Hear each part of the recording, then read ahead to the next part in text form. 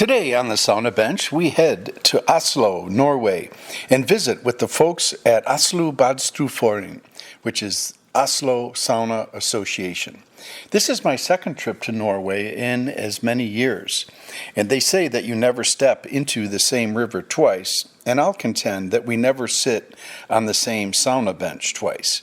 For last year, I took many saunas in the Oslo Harbour, as well as published a Sauna Talk with the Oslo Sauna Association team, and you can listen to that episode, which is number 99. And this year, I get right back into the Oslo sauna spirit, yet with more focus on the behind-the-scenes history, construction, operation, and warm-hearted people who make it all happen. Because frankly, I'm overwhelmed with the Badstu Boom, as it's called. I really dig the Norwegians.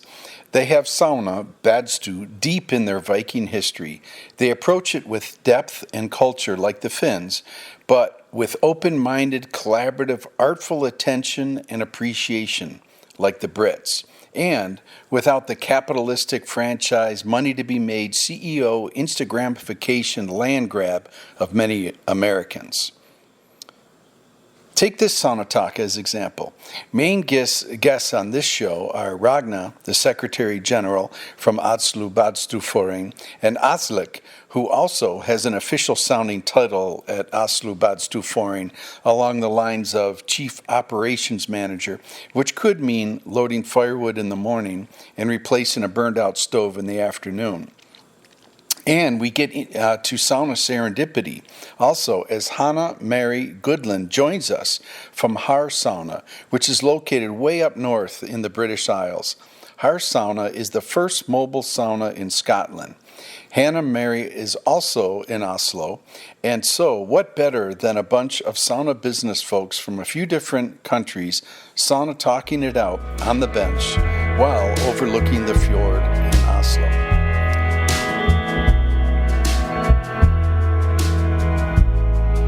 This show is brought to you by the Sauna Times Public Sauna Map. The Public Sauna Map is free for you to use and click around, and hopefully give us a suggestion as you click around. If you know of a really great public sauna that is not on the map, drop us a line right there on the website. You can share your favorite public sauna, and we'll get it added in. Really awesome for me to travel around and use the map to know where to go when I'm ready for some good sauna action. So to get to the public sauna map, just go to saunatimes.com and right up at the top, sauna map. See you at one of these, hopefully down the road.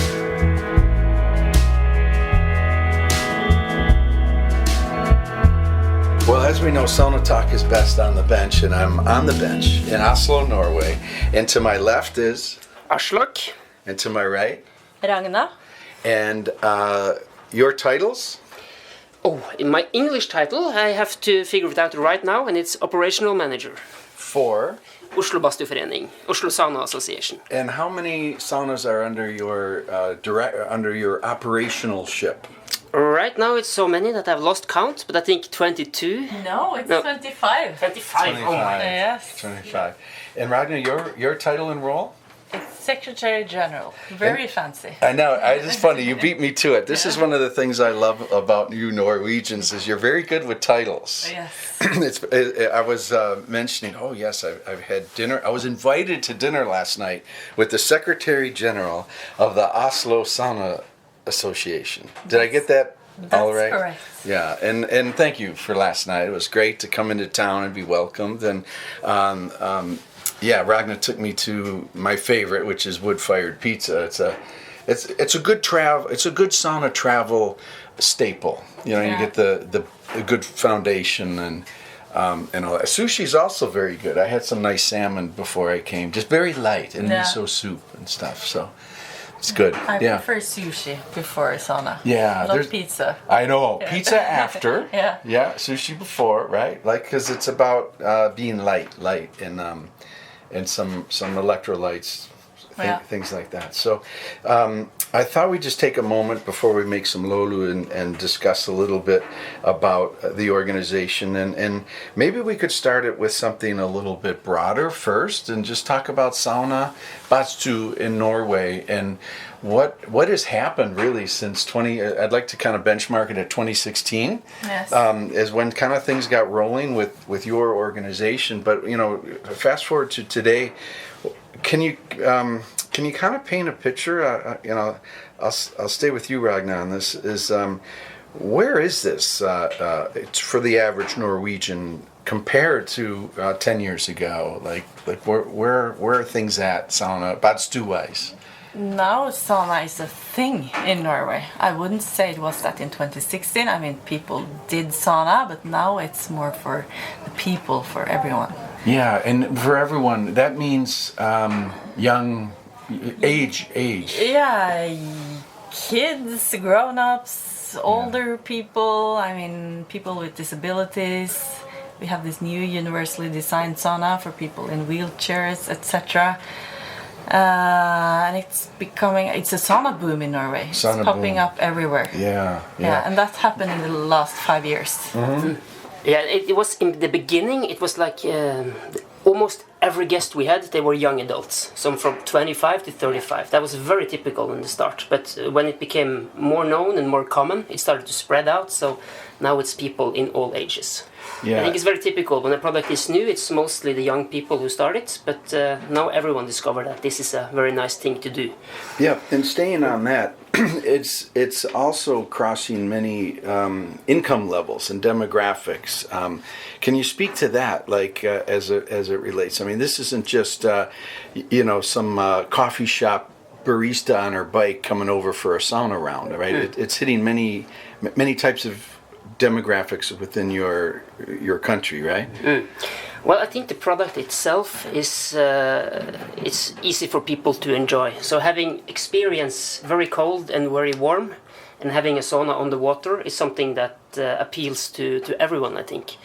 So it depends to people of all ages and of all incomes and people all around the city. Mm-hmm.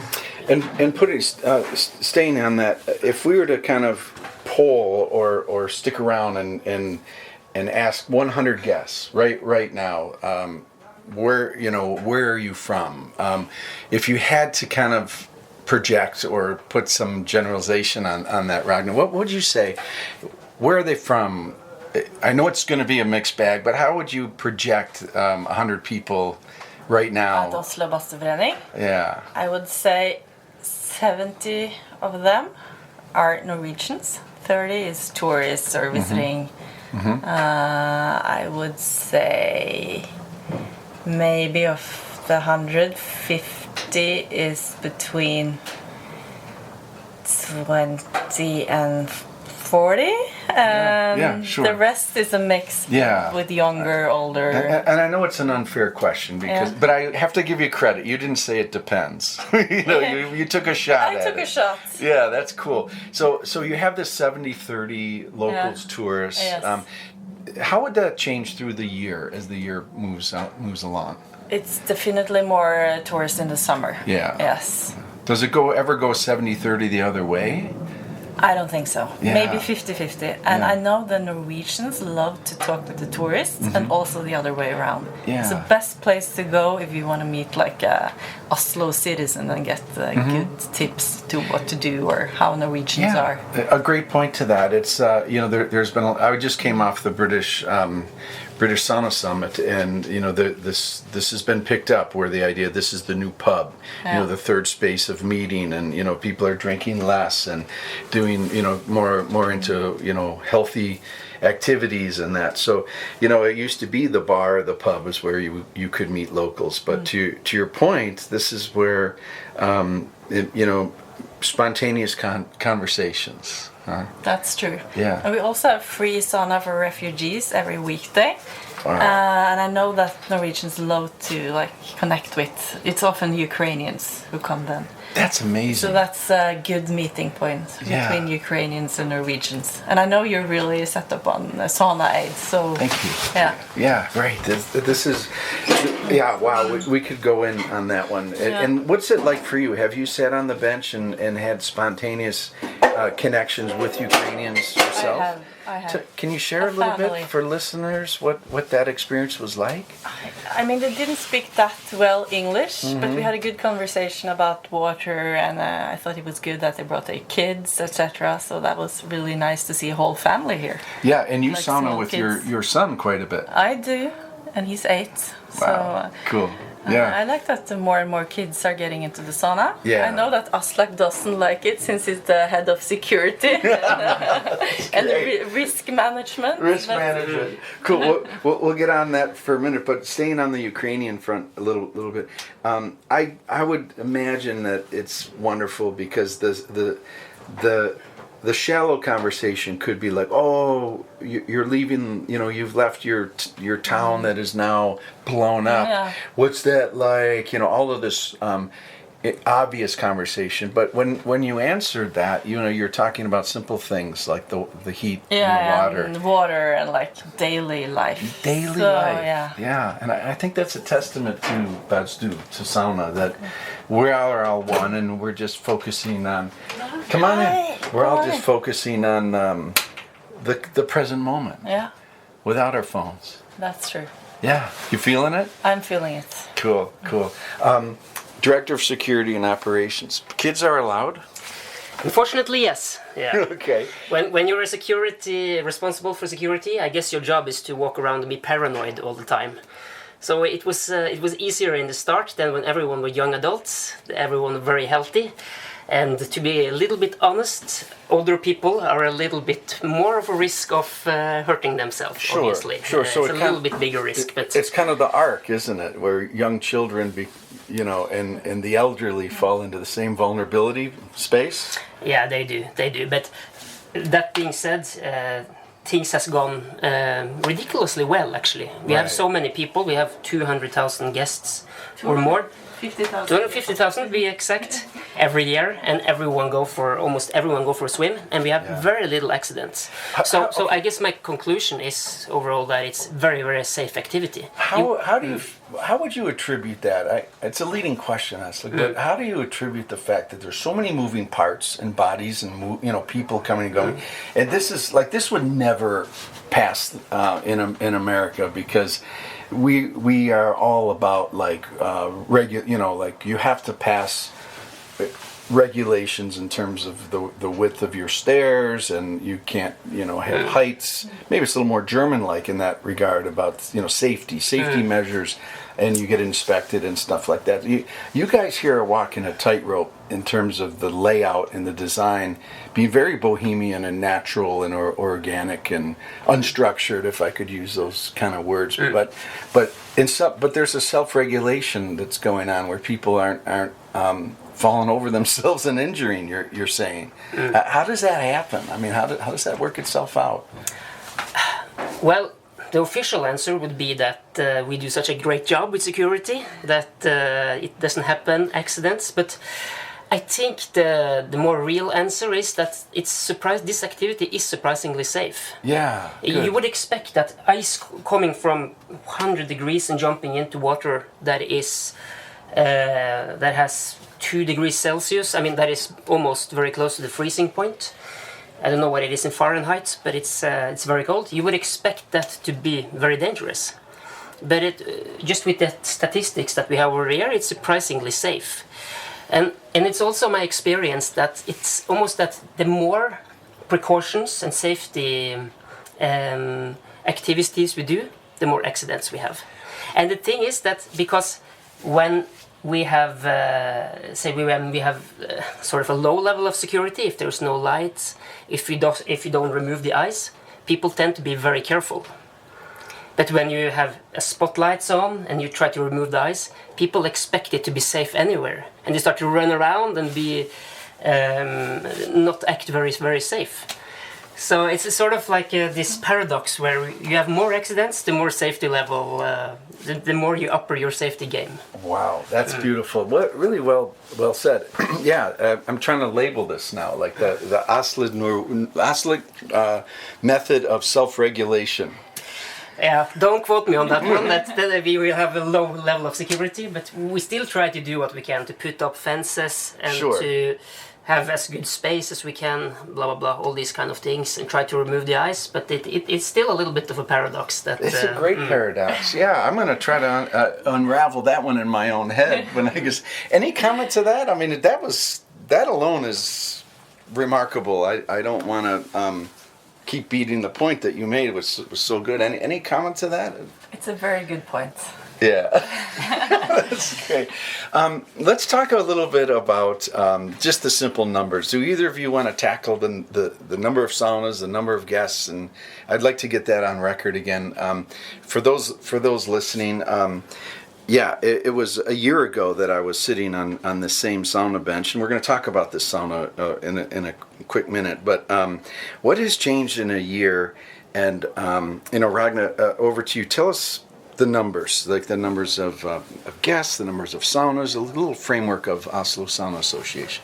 So we have 25 saunas. We have 18,000 members, but you don't have to be a member to visit us. In 2024, we had 260,000 visitors, and we have 51 employees. Amazing. Do you want more numbers? No, those are great numbers. And so I'm gonna. When's the last time you've recited those numbers? Like a couple of weeks ago, I guess. Is it? Things are changing fast. They are changing fast. Yeah, we're getting new saunas and new employees. Yeah, you recite those numbers.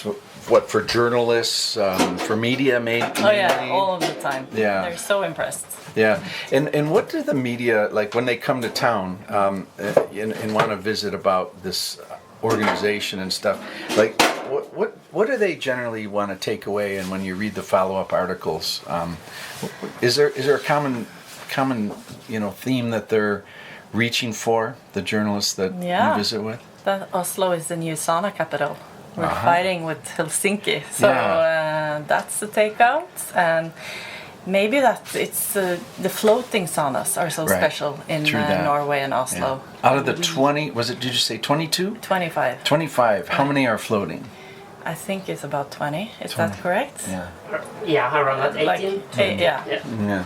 And do you guys? I know that the Finns are our friends, and this They're word really sauna. Good friends. Yeah. So I wouldn't even want to use the word rivalry. You know, that's just really unfair to it.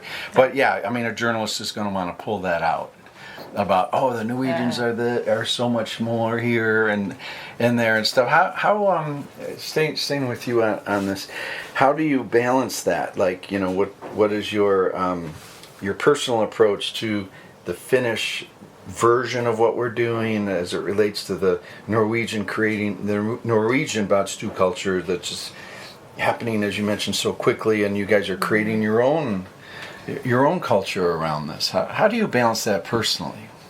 I think it's good balance because it's we like the Finns. I mean, they have good saunas and they have 3 million saunas, and we don't have that in Norway now. But we're friends, and it's good to fight a bit.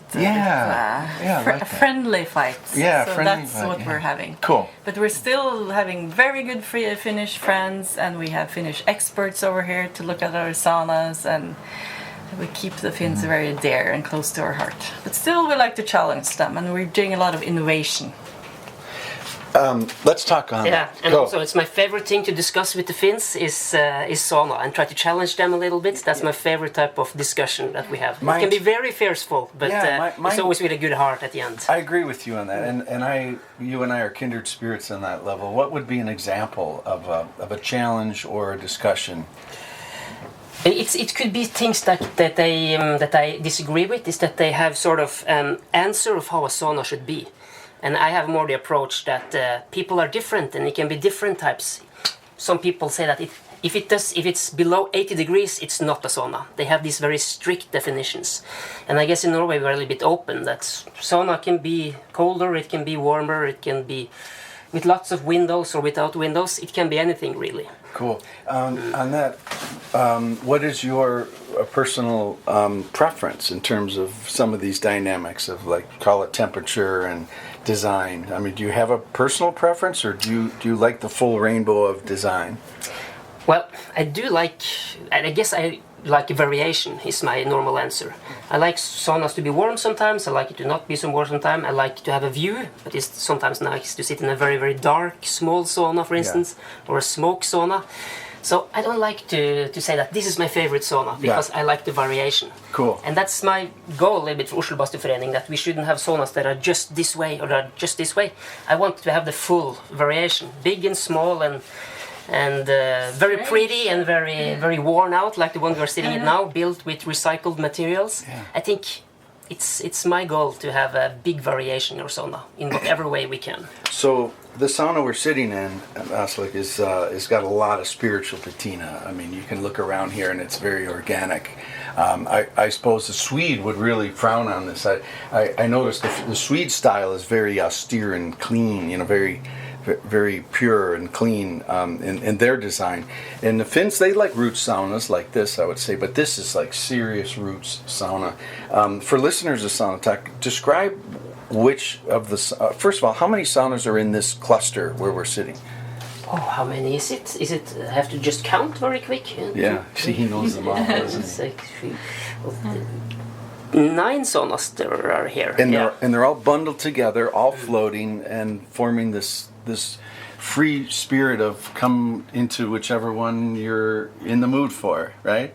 But this one we're sitting in is quite special, and I hope you could share with listeners where we're sitting and a little bit about its feel to you. Yeah, so the sauna we're sitting in right now, that was the first sauna to Oslo Badstuforening. It was built 2013. It was built from recycled materials. They had almost zero budget. I think their budget was $400 in 2013. So they got almost all the materials and the heater and everything for free. Yeah. So it was built with they put in 2,000 hours of free labor into building it. Wow. They walked around, gathered material, that kind of stuff. And this was the origin of Oslo Badstuforening, right where we're sitting. That is correct, and that was when diplomats met the anarchists who built this. So it's a really funny meeting where two different cultures met, and they found magic in that meeting. Are the builders still around? One of them is a regular. Wow, the other one lives somewhere on the East Coast. Yeah, would you guess that the two that you're mentioning have an? I mean, they have I would guess that they have a clear understanding of what seed was planted when they did this sauna. I don't know if they had that at the moment, but now they have, and they see that we have grown and gotten all these people and this movement. So I think he had absolutely no idea. Actually, he told me that he needed a place to clean himself. That was his motivation. He came with his boat, and there was no public places to clean himself for the boat people. Mm-hmm. So the other guy. What's his name? Martin Lundberg, a Swede actually. Oh, cool. It was a Swede who came in with his sailboat. Oh, that's brilliant. And where was this sauna located at the time? Far from here? Or? It was it was built, I think, different places also. Yeah. It was built on land, but it never had a fixed place to stay. It was just floating around like a nomad in the beginning. And the name of this sauna? Måken is the name of the sauna, the seagull. Yeah, the seagull. So this sauna will always have a special place in the lineup card or in the inventory of Oslo Badstuforening, I sense. That's correct. And I love it. The lolu in here is fantastic, right? Is it because of the spiritual patina, do you think, or do you think it's found a way to breathe in its own natural way? I'll stay with you on this, Aslak. I guess I like to boast that this is built very cheap and very simple, and it's a little bit of leakages in here, so I claim that this is the best ventilated sauna in the world because of all the ventilation. Yeah, that is the unwanted ventilation. But as long as the sauna is very warm, then I'm happy. Or it has the potential, at least, to become very warm. I'm going to stay with you on some nerd talk. Are you up for a little bit of nerd talk? One of my favorite talks. Yeah. Finally, I've met a sauna nerd, a common sauna nerd. I prescribe to what is the holy trinity of good sauna, which is heat, steam, and ventilation. And when I try to explain sauna to others that maybe, like, this is that, I think this is just me going off on my own rant, but I think if we start with those three principles and kind of drill into them a little bit, then things sort of fall into place. The heat, the steam, and the ventilation. And you touched on the ventilation in this one, and then you also touched upon something that I think is going to become a little bit more significant, at least through Sauna Times and my listeners and stuff. And that's, you use the word simple. Like it need not have to be. There's an English word, pedantic, which is very prescribed and researched, and what is right and what is wrong. This has got great heat, great steam, and great ventilation. What would you say is some of your? How would you react to that? Like, what are some thoughts that come into your mind? Yeah, I agree with that statement, that as long as you have those three components, it doesn't have to be very fancy. And I guess it shows with the saunas that we have, because some people have this sauna that we're sitting in as their favorite sauna. And it's just very simple, and it's built, it doesn't follow any building regulation or anything like that. It's actually just a bunch of plastic sheet that is made, the roof is made up of plastic sheets. Polycarbonate. The door is just an aluminum door that was for a boat that is very, very small, a lot smaller than you are officially allowed to build with. So as long as you have good ventilation, you have the ability to have it warm if you want it, and you have the steam coming straight into your body, then I think it's a good sauna. Yeah. And then it's the other thing that are just preferences. If you prefer to have a view, if you don't prefer to have a view, those kind of things. Sure, lovely. So we talked a little bit, Ragna, about the spontaneous connections that happen here at Oslo Badstuforening. And someone just walked in. I've never seen you before. Welcome to Sauna Talk. I run a website called Sauna Times, and this is about the 110th potential episode, I guess. I don't know the exact numbers, but that's who I am. I'm from Minnesota, in the United States. You've got to meet two special dignitaries of this operation. What's your name and where are you from? Yeah, so nice to meet you. My name is Hannah Mary Goodblad, and I'm from the Shetland Islands. Cool. I've lived and worked here in Oslo for the last 3 years. I know Ragna really well. Oh, great. So this is somewhat spontaneous, but not at all. Yeah, That's I good. guess it's spontaneous in the term of Friday afternoon, right? Yeah, right So on up to that. from work.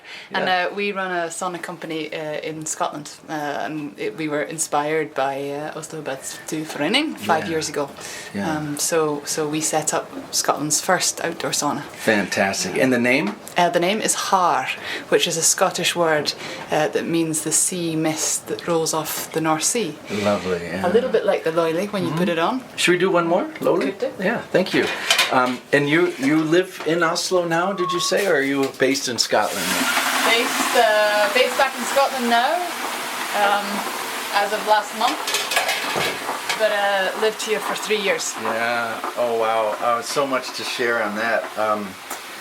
Just from a non-sauna perspective, do you miss it now that you're back visiting? Being here for 3 years, like what's it like compared? You've had this transition back to home. Yeah, I love my home. So I enjoy coming back to Oslo very much. Yeah. Norway, if you grow up in Shetland, Norway is just a very natural connection and always has been. So it's nice to come back and visit, but I'm delighted to be back home. That's great. Yeah. And we're looking into more cooperation, like doing an exchange between the sauna masters and like strengthen the ties between Shetland and Norway. Exactly. So a little bit of history is that Shetland used to belong to Norway back in 1469, and Ragna and I have been putting our heads together to see how we can rekindle that sort of old Nordic relationship. And I love that. what can we do with our saunas together? Yeah. What can we do with our staff together? Our sauna is a very wild sauna by the ocean on the beach, and these are very urban saunas. So can we do some sort of exchange and share ideas and knowledge between? I think about educational exchanges, back in the day, where you had like-minded professors collaborating and bringing students back and forth, and in a way we're living this right here and right now. That is true. Yeah, that's brilliant. I love that. Yeah. One of my little monikers that I've been carrying with me on this sauna trip specifically is good heat knows no borders, and you guys are a wonderful example of that. I mean, it's a leading observation, but if we were sitting on your sauna bench back in Scotland, I mean, would it feel much different than what we're sitting in right here? I think you'd have the same things: good heat, good steam, good ventilation. You're in Scotland, so you'll have good chat as well. You'll have excellent chat, and I agree. I think that kind of steam is goes across borders, and you find friendship on a bench and in the peace where you don't have anything extra distracting you, Right like on. your phone. Well, how about this handheld recorder? Is that like a little bit digital. I have to sign a waiver form for that one. But yeah, we want to capture this. This is beautiful. Thanks. I think there's something special about Norway and Scotland as well, because we lost our sauna heat traditions through a lot of the church and the kirk taking over. Finland, Estonia, they have a very unbroken heat tradition, right? And so they've kept their saunas very traditional and very sort of the same. That is their religion in a way. It's their beacon of culture and religion, I'd say. Agreed. So good point there. And I think that the sort of parallel between Scotland and Norway is that we have nature in abundance. So a lot of our saunas are in nature. And then also we have this new culture to build up, and I think that unlimits us, and there's less inhibition, so you can create your sauna like you were saying as to how you want it to be. Yeah. And there's no sort of set hard and fast, this is how you do it. Well, it's a nod to nature in a way, right? Like the rules of nature are very rough and rugged. You know, they're righteous and they're real, but you know, no two tree grows alike, and we can create a sauna in much the same spirit. Yeah, exactly. Yeah. Exactly. Any thoughts on that? It's wise words.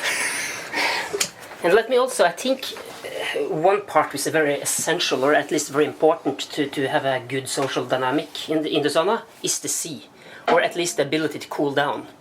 Because when people sit in the sauna, you get a little bit relaxed and tired, but then when you go into the very cold water, you get spiked right up there, and lots of hormones, and you get very happy. I think that is very important, like sharing your experience with your first swim, first time in very cold water. That is very essential or a very nice, easy start for a good conversation. Yeah, and the commonality of that. I mean, it is a connection to nature. Like a cold plunge tank is one thing. You could argue that 38 degrees Fahrenheit is 38 degrees Fahrenheit, whether that's the temperature of the sea or the temperature of this fjord and this harbor. But it's totally different when you're in nature, right? It's totally different when you're in nature. When you go into the cold, in a natural, and you touched on that. Like there's another grounding agent and common bond. Would you say? It is, yeah, and just the experience is very similar for everyone. Although it's a little bit different if it's your first time, but it's still an exciting activity to do, and you get the same kind of pleasure and the same kind of energy when you come in. Mm-hmm. And speaking of which, I think I really need to cool down right now. We have a small. This is like chefs describing the meal they're making, and they say, "Oh, another 5 minutes in the oven, and it'll be ready." And then they start talking about the glazing, and now we're gonna take a bite of what do you call this body of water here, Aslak? What do we call the... Right out here, what is the water called? Like the bay or the... Oh, this is Bjørvika. This little bay here is called Bjørvika. It used to be just an industrial place, but now it's a place for recreation. So the highways moved away and the industries moved away, and now it's a very nice place with places for people, houses for people to live in, places to swim, and of course floating saunas. Fantastic. So we're going to hit a cool round and be right back at you. So we're in a new sauna, a different sauna for round 2. The original sauna was our last round, and what sauna are we in right now, and what's the name, and let's describe it. Now we are in a sauna we call Havhesten. We call most of our saunas, they have bird names for an unknown reason. We have no idea why, but a lot of them have bird names. So this is a sauna for maybe 15 people if you're good friends. It has big windows in the front here where you have a 180 degrees view. And most of the benches are in the back with normal walls, so you get a little bit privacy. And we have the spontaneous connection of different people. What's your name and where are you from? I'm Dag. I'm from Oslo here. My name is Beatrice and I'm from Montreal. We have one who's on Witness Relocation Program, and I'm Irvin and I'm from Oslo. I'm Brett and I'm from Washington State. And then our crew, So that's what we get. That's what we get in the sauna, the spontaneous connection of folks that live here. And how often do you come to Oslo Badstuforening? 2-3 times a week. Yeah, I'm retired, so I can go anywhere, anytime I like. Cool. And is it usually quiet, or do you usually have random people with microphones sticking them in? No, that's actually the first time I experienced this. But is it usually quiet, or other random? no. Some days it's many people. Some days it's quiet. Cool.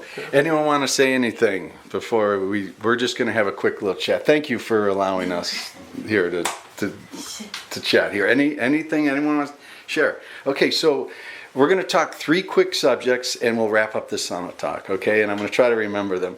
We want to talk about some more sauna mechanics, okay? We want to talk about plants and herbs, and we want to talk about Oslo and this community outreach, architecture, specifically architecture or art. And we'll stay on that topic. And if we could, how is Oslo Sauna Association reaching out, or vice versa? Help us along on that. What comes to mind?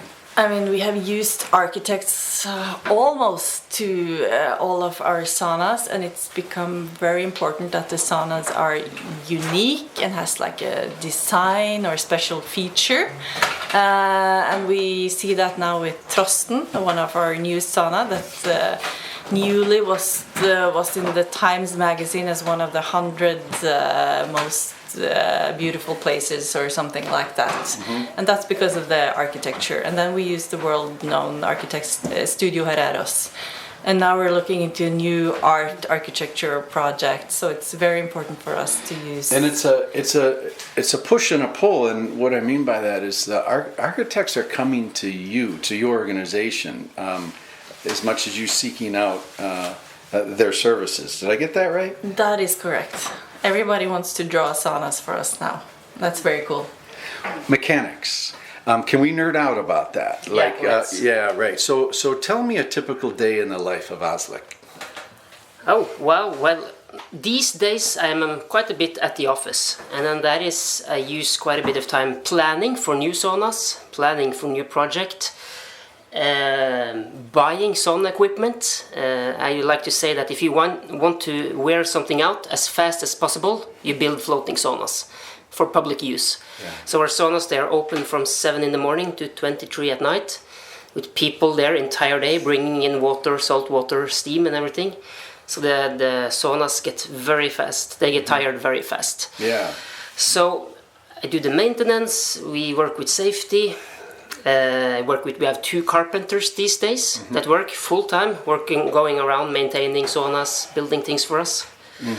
Yeah, so it's a big mixtures of different things. Yeah, right on. Have you found a sauna stove that's speaking your language lately, or are they kind of similar, or is one working better for you than others? Yeah, it's quite a difference. When it comes to electrical ones, there's a very big difference between those who are made for public use and those who are just for private use. So when we were in the beginning of our history, we didn't really know the difference. So we made the mistake of buying cheap sauna heaters, electrical ones, that worn out in a few months. Yeah. And none of them have protected elements.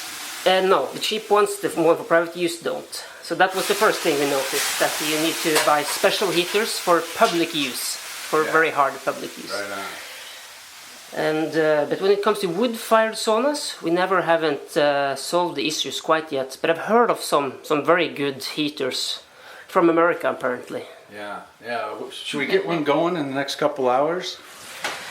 That is a very ambitious plan, but if you put all the resources to it, I think we can make it happen. Yeah, right. Where is this Kuma that you've invested in? No comment. No, right now it's at a container because we imported it a few months ago, but we didn't at the time have a sauna ready to install it, so it's just waiting there to be used. The perfect sauna. I think we'll do a new art sauna that will have this Kuma. So, cool. Yeah. Well, that's. I think we're going to have to allocate a budget for me to come back as the sauna trainee the Sauna Stove trainee. So I'm going to submit my form to the Oslo Badstuforening to return. And I'm going to get a very important title because I think that'll help my application. For sure. That's good. Let's talk about plants, okay? And we're in nature, and this Shetland Island area sounds really fascinating. You mentioned a parallel between the geography, the vibe of Norway and Shetland Islands, and you're interested in plants. Yeah.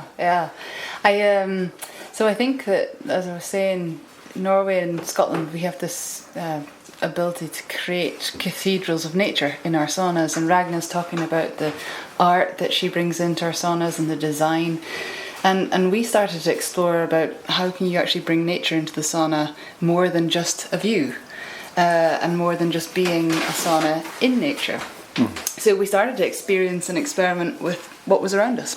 Yeah. So whether that's botanicals from the sea, whether it's botanicals from on land, and we started to experiment with what you can create and use for different therapies within the sauna. What are your top three, if I, just to put you on the spot, or maybe you can answer in any way no problem. that makes some sense. But what are the plants that are resonating, if that's the right word, well for you in the hot room, or outside the hot? So I guess it depends on where your sauna is. If your sauna is up a mountain, you're going to be looking for pine or juniper, or even heather. If your sauna is by the sea, you might look more for seaweed and herbs from the beach, and salt scrubs.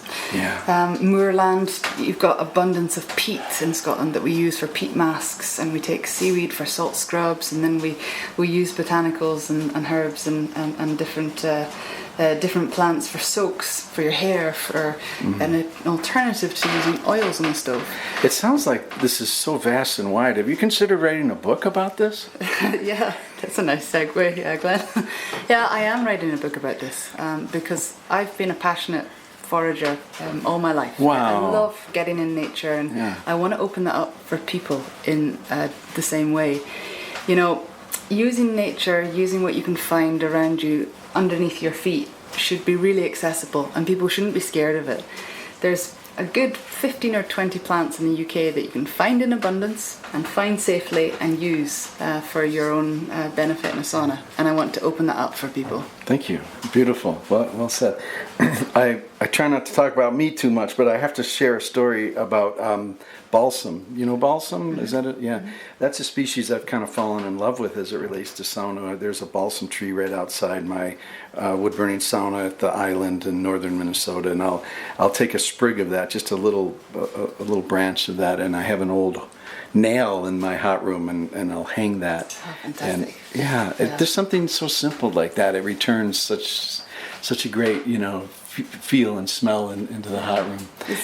And one more on that, and Aslak will relate to this one, is when it's time for the next sauna, I'll grab that sprig that's all dried out, that small branch, and it's that plus some birch bark, just ignites like gasoline. So the cycle of the plant. Yeah. And then I get to prune it because my wife wants that balsam taken down, and I've been pruning it so perfectly just through that practice, that tradition. So that's one plant that speaks to me. And one, if you had to distill to one in a story like that for you, tell me one. For me, it would be I grew up in Shetland, which is an island at 60 degrees north west of Bergen. So there's very little trees. So we don't have birch, or very limited. So for me, it would be peat, which is our sort of ancient woodland that got compressed. I won't give the geological boring details, but it's peat. And we use that, combining it with some oils, combining it with some different herbs, and we use that as a face mask. Cool. And it's really got fantastic antiseptic properties. It draws out the impurities. And while you're on the bench? Yeah, while you're on the bench. Yeah. So you make sure that your skin stays hydrated. You don't let it dry out. But it's a practice that we took across from Finland. The Finns and the Estonians use peat all the time in their saunas. So it's not something that we can claim to have invented. Love it. That's great. That's great. We can wrap this show up.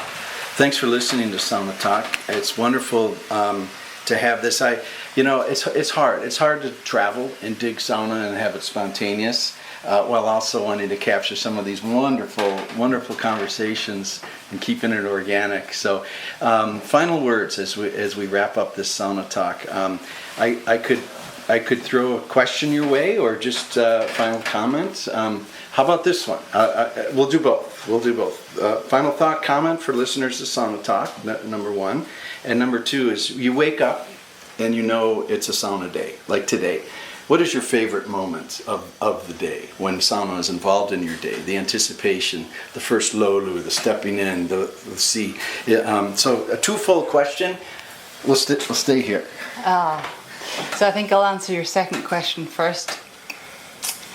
For me, the best part of a sauna is always the sleep that I have after it. I have to say, whenever I have a sauna during the day, morning, evening, or in the afternoon like this, I know I'm going to have a cracking sleep. So I look forward to that. Beautiful job. And then final words, I guess it's to just grab someone that you know has never been to a sauna before, invite them in, and let's try and spread this culture across. I'd love to get to the stage where we have 3 million saunas in Scotland like they do in Finland.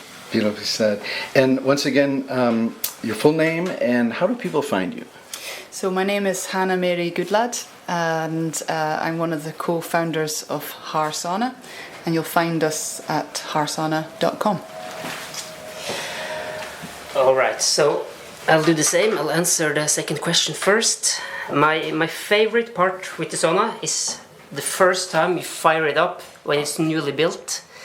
You've been working very hard for it, very long time, preparing for lots of details, arguing a lot with architects and with Ragna and other people. And it's been a really rush to get it finished because we have this big opening ceremony and Ragna. Hair, the king, big hair. Exactly. And, the general secretary. Some nervous texts. Where we at? The boss, Ragna gets everyone to get the boss of the United Nations. So it's just really important to get everyone finished. And the first time you fire it up and you see it work and it doesn't catch a fire or anything like that. Yeah. That's a victory moment for you. And as you know, Aslak, we have to cure our stoves and get off the paint smell, and the curing is important. So you have to allow for that, right? Exactly. And I have to admit, we have forgotten that a few times. So we fire it up and it smells really chemically. And the king is coming in 20 minutes, so we are really in a rush. Yeah, that's happened. No more than 4 times. I'm going to challenge you for a word for this. Where when you think when you think it's ready, it's not. We'll do that at a different time. But we always say good heat knows no borders. But also this thing is so familiar. I remember building a sauna once, but I wasn't bringing the king of Norway by any stretch. But a good buddy was coming over, and I was so proud. For my new sauna, and just this moment you described so well, this magical moment. And I remember sitting on the sauna bench, not able to open my eyes because of the paint smell in the room. Yeah. So, favorite moment for you when it's a sauna day, all through the everything. What's the first thing that comes to mind as your favorite moments? Probably when we finish big projects and we make it ready and we work very hard. And we, of course, when we close down our sauna to fix something, we have very bad time because our main mission is to give sauna to the people. And if saunas are closed, we don't give sauna to the people. So for you personally, it would be the refiring of that. Like today specifically, what's your favorite moment for sauna? My favorite moment for sauna, probably when we go for a swim. Cool. And you cool down and you get very tired in the sauna, and then you get rocked right up. So yeah. Ragna? I would say right after, when you have changed, you're walking away from the sauna, then you feel so good, and your worries that you had before you went into the sauna are just gone, and you're just beautiful, happy and light, and life is recentered. Recentered. We talk about the sauna glow. Yes. You can tell when guests are leaving the sauna with the glow. And we also say that they get high because they forget everything here, like thousands of towels and drinking. If there's anyone needing 2,500 towels, then contact Aslak. Do you have extra towels? But 2,000. But also from Sauna Rolex watches and rings and gold, and people forget everything. Yeah. Like smartphones and... Oh my gosh, Yeah. we call that sauna brain, and Yeah. we were chatting about sauna brain just the other day. It's a wonderful thing, though. Like, it'd be wonderful to live life like a child, where you're just forgetful of all your things. And I we do agree. return that. Our Yes. brains return to that moment. Yes. And more studies to follow on that one. Take us out, Ragna. Any final thoughts, words for Sauna Talk listeners? I just anything love that what comes you said, that good heat has no borders. Because when you meet sauna people all over the world, you can talk about sauna and your friends, and that's such a pleasure.